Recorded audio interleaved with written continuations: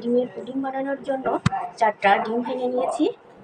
একটু হালকা এলাচ দিয়ে দিলাম, কারণ আমার ভ্যানিলা এসেন্স নাই, তাই আমি অপশনাল হিসাবে সাদা এলাচের গুঁড়া দিয়ে দিলাম। পাচ্ছেন আমি প্রায় গোল চামচের প্রায় 1 চামচই হবে চিনি ঢেলে দিলাম এর মধ্যে। হালকা মিষ্টি হলে ভালো হয় পুডিং। আমি এখন মিক্স করতে থাকবো।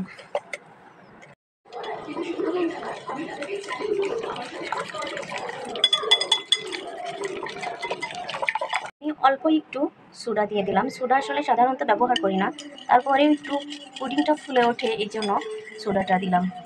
এই তো আমি জাল করে রেখেছি, প্রায় হাফ কেজির বেশি দুধ হবে আমার। এখন আমি পুডিংয়ের মধ্যে ঢেলে দেবো। এর মধ্যে একটু হালকা লবণ দেওয়া আছে জাল করার মধ্যে। এই তো আমি সুন্দর করে দুধগুলা ঢেলে দিলাম।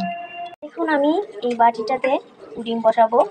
আগে থেকেই ক্যারামেল তৈরি করে রেখেছি, 4 চামচ চিনি দিয়ে আমি ক্যারামেল তৈরি করে রেখেছি।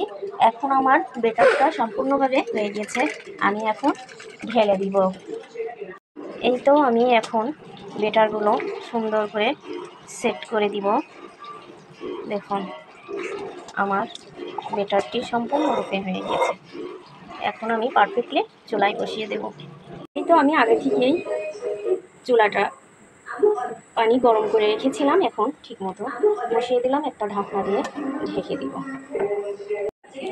এই তো ঢাকনা দিয়ে আমি ঢেকে দেবো। এখানে একটা ইলাচ বসিয়ে দিলাম। আমি 30 মিনিট পর চলে আসবো আপনাদের সঙ্গে। এই তো দেখুন আমার পুডিংটা একদম পারফেক্টলি হয়ে গেছে। আমি একটু ঠান্ডা করার জন্য রেখে দিব, তারপরে আপনাদের সঙ্গে আবার চলে আসবো। পুডিং সম্পূর্ণ রূপে সেট করে ফেলেছি। দেখুন কত সুন্দর লোভনীয় হয়েছে।